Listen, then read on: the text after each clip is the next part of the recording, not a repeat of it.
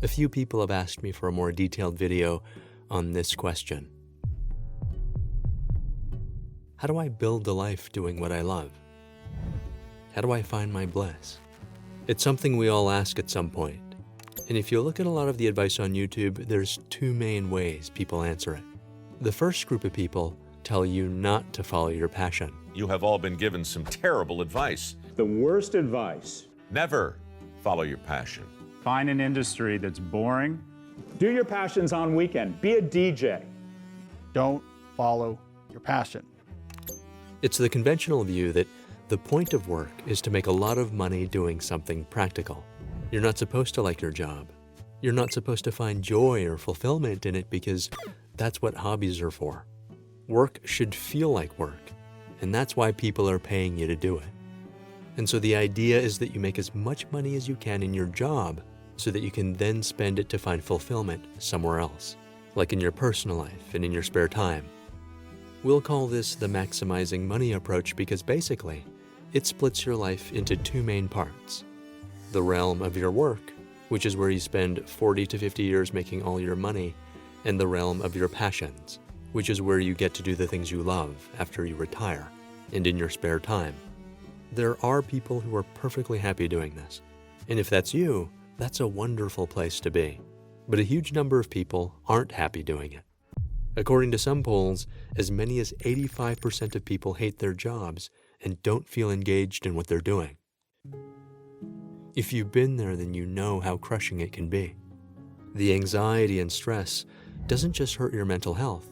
All that negativity spills over into your relationships, and it can lead to burnout, the sense of being completely drained and exhausted by your work.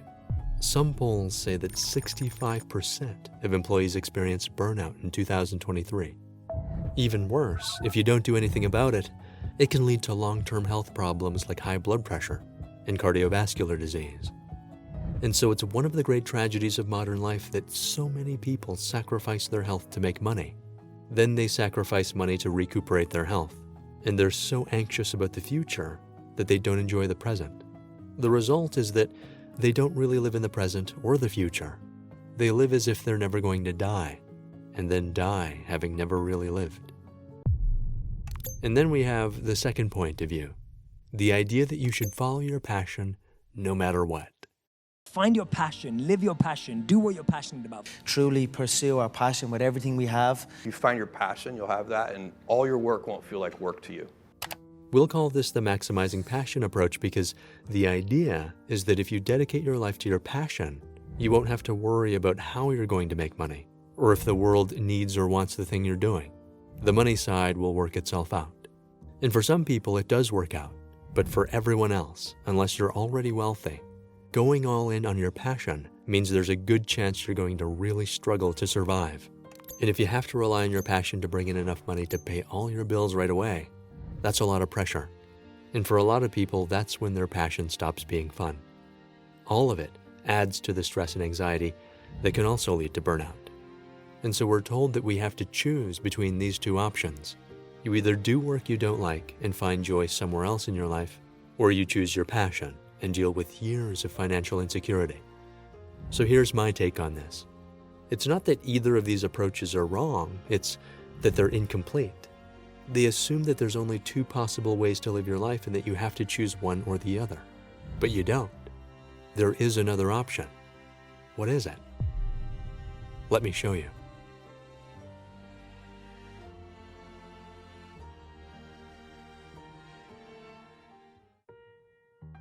One of the reasons it's so hard to answer this question is that we're conditioned to think that the solution to all of life's problems can only be found outside of us. And yet no one can tell you who you are. Many of the most important questions can only be answered through self-reflection. Back when I was a psychology student in university, one of my mentors gave us an exercise to help answer this question for ourselves. And it was one of the most useful things I did that year. Here's how it goes. We start by envisioning what your life could look like if it was built for you to do the things you love to do. So take out a journal, sit down, and make a list of all the things you love doing. These are the things that bring you joy, the things you have a deep curiosity about, the things that fill you with energy and where time flies when you're doing them. As you're making your list, don't limit yourself and don't judge any of your ideas at this point. We're dreaming as big as we can, so the goal is to let your creative mind run free. Write down as many possibilities as you can. Next, make a second list of all the things you're good at. These are the skills, talents, and abilities that come naturally to you. What are the things you have a lot of practice in? What do your friends and family often ask you for help with? These can give you clues to your natural talents. Some people at this point will say, what if I'm not good at anything? What if I have no talents? You do. Everyone has something they're naturally inclined towards. Maybe you haven't developed it yet, but somewhere in your life you have a natural advantage that's unique to you. Even the things you think of as flaws can be a key to an undiscovered talent you're probably not using. Here's an example. This is Temple Grandin. She's a woman with autism who was bullied all her life. She found it hard to relate to other people, which was very isolating and deeply painful for her. But at the same time, she loved taking care of animals. As she grew up, she learned to communicate with them in ways that no one else could. She got so good at it that she became an animal behaviorist and invented new ways to design more humane spaces for them to move in. In 2010, she was named one of the most influential people in the world. And she did it by leaning into something that everyone thought was a disadvantage. I genuinely believe that every flaw you think you have has a corresponding advantage to it. So again, don't limit yourself. Write down everything that comes to mind. Now we're going to make a third list of all the ways you can think of to give value to someone else. Maybe it's helping them solve a problem, or helping them do something more easily. Whatever it is, it's something that people either want or need, and because of that, they're willing to pay you money for it. If you're having trouble here, look at the things you've spent money on in the past that you found value in, and think of the problems you've solved for yourself in your own life. These are clues as to how you can help other people. And just the act of sitting down and brainstorming ideas is going to help you notice more of these opportunities in your life. Once you finish your 3 lists, you now have a field of possibilities for where your life could go. If we look at this point in the middle where all 3 of them come together, this is the zone of your bliss. All the things that fall within this zone will point to the things you love doing, the things you have a talent for, and the things the world needs and is willing to pay you to solve. They're also the things that feel like play to you, but looks like work to other people. Tim Ferriss is an author and podcaster who's found huge success blending all of his different interests together. From kickboxing, learning languages, cooking, and business. It shows that you don't have to choose just one thing to go all in on. You can combine several different interests and talents in a way that's unique to you. When you do this, you're no longer maximizing just money or passion. You're maximizing authenticity and alignment in your life. And this gives you a way of making stronger intuitive decisions. When you're choosing between different possibilities, you can ask yourself, will this move me closer to my zone of bliss, or will it move me further away? That's important because authenticity is what enables you to stick with something for a long time. In his book, Feel Good Productivity, Ali Abdaal says that we often think of burnout as something that happens when we're overworked or when we don't have enough rest and recovery. But a huge reason for burnout actually comes from misalignment. When we realize we've spent years or decades putting our energy into things that don't bring us joy or meaning. It's the feeling that we've misused our time in a way that goes against who we really are. This disconnect lies at the root of one of the biggest regrets people have when they reach the end of their lives. I wish I'd had the courage to live a life that was true to myself and not the life others expected of me. I wish I hadn't worked so hard. I wish I'd let myself be happier. And so instead of splitting your life into separate parts where you only allow yourself a small slice of joy in one area and nowhere else, you can slowly move towards building a holistic life that really fits who you are. Because becoming who you truly are is the privilege of a lifetime. In the end, authenticity frees you from the idea that you're competing with anyone else. There's no reason to compare your journey with other people because the point isn't to accumulate more things or to be better than anyone else, The goal is to build a life that's uniquely tailored to you and the way you want to live it. And no one can do that better than you can. So how do you get started?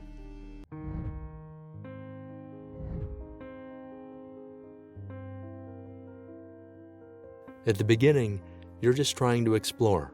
You're trying out different things to see what you're intuitively drawn to. This is the exploration stage where you choose something inside your zone of bliss and take one small bet that moves you closer to building the life you want. This can be hard to do because the beginning of any journey is often the point where you feel the most uncertainty. In your mind, there's a huge gap between where you are now and this audacious vision of where you want to be. And it can feel like there's so much distance between the two that you wonder if you're ever going to make it and close that gap. I always think of the scene in The Matrix where Neo tries to make a seemingly impossible jump from one building to another. You see how terrifying it is the first time he tries it. He has to fight every instinct in his body telling him not to do it. As he runs and takes off, it feels so out of character that he ends up falling on his face. He doesn't believe he's the one because by that point, there's no real evidence that he is. But over time, as he slowly puts himself in more and more demanding situations, he gains new skills. He gathers proof until he becomes so audacious that the people around him wonder, what is he doing? He's beginning to believe. The very act of facing his fear is how he convinces himself that he is the one. What this means is that belief often comes only after you've taken action. Even if you don't think you can do it just yet, take the action anyway. The only way to start believing is to gather proof for yourself that you can do it.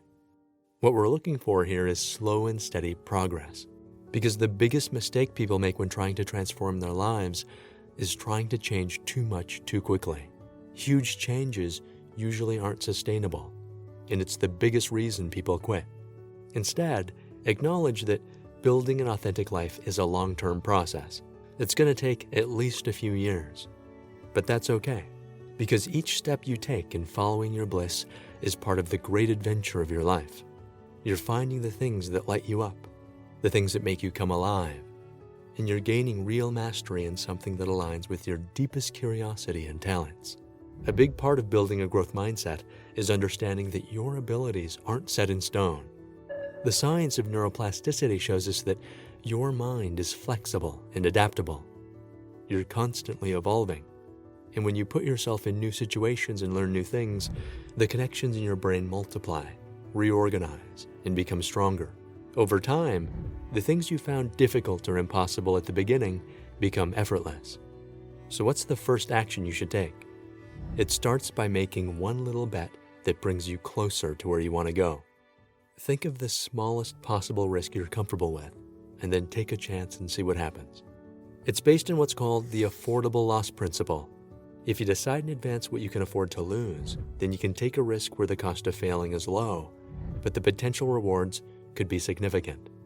Maybe you reach out to the people in your network to see if there's a job opportunity that aligns more with your talents. Or maybe you volunteer at an organization you've always wanted to work with. Maybe you spend a few hours a week starting a passion project on the side. Whatever it is, after you've made your bet, pay close attention to what worked and what didn't. If it pays off, see if you can repeat that success again. But even if it doesn't, you're still one step closer to building the life you want. You've learned something new, and you can regroup and try again. Over time, your small wins add up in ways you couldn't have imagined at the beginning. How?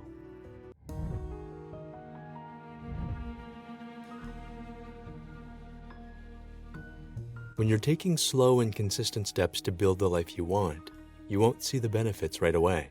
It takes time to see results. This is the implementation stage where you're putting in the work knowing that eventually you'll reach a point where everything you're doing builds through the power of compounding. To see this, let's imagine two college students, Jamie and Tracy. Suppose both of them have the same abilities and the same grade point average. One day, a new scholarship opens up. Jamie thinks to herself, I probably won't get it, and even if I do, one scholarship isn't going to change my life. Seems like a waste of time to apply, so I won't bother. But Tracy applies right away. She goes for every scholarship she can because Why not? It's a small bet that costs her very little. If she puts in the time to apply and she's rejected, she's no worse off. But if she wins it, that's money she can reinvest into her learning, and it's also an achievement she can put on her resume. After 1 year, Tracy might only have 1 or 2 scholarships, but Jamie has none, so they're not very far apart. But since Tracy tries on every attempt, she will get more scholarships over time. And with every scholarship she gets, her chances of getting the next one improves. Why? Because each time she applies, she can list all the past awards and scholarships she's won, and in many cases, this will boost her application. So every one of her past awards helps her get the next one. So if we look at where they are a few years later, there's now a huge difference between them, which means that when it comes time to apply for internships and other opportunities, Tracy will have a much stronger resume, even though they had the exact same grades and the same level of talent at the beginning. This is the compounding effect, the principle that once you gain even a small advantage, that advantage progressively builds and gets bigger over time. The problem for a lot of people is that they quit before they ever get to see these benefits. And so a huge part of this process is having the patience to keep moving forward and trusting that with every step, you're learning more and moving closer than you were yesterday. There's no rush because when you follow your bliss, you're doing the things you love, the things you're good at, and the things that bring value to the world. It's a long-term play where the journey itself is joyful and rewarding. We're surrounded with media messages telling us what it means to be successful. Everywhere you look, we're told that you have to accomplish a certain number of things, and you have to do it by a certain age. It feeds into this tendency to make unhealthy comparisons with other people. But you don't have to accept it. You can define what success means for yourself, and you can do it in a way that empowers you to live a life that's true to who you are. And so I'll leave you with this thought that's always resonated with me. What is success? It's to laugh often and much, to appreciate beauty, to find the best in others, to give of oneself, to leave the world a bit better, whether by a healthy child or a garden patch, to have played and laughed with enthusiasm and sung with exultation, to know even one life has breathed easier because you have lived. This is to have succeeded. Thanks so much for watching all the way to the end. These are the steps I use to start my own YouTube channel, and I'm sharing it in the hopes that it might help you too. But it's not the only way, and I'd love to know, what does success mean to you? What are some of the lessons you've learned from following your bliss? As always, thanks so much for watching. Take care, and I'll see you in the next one.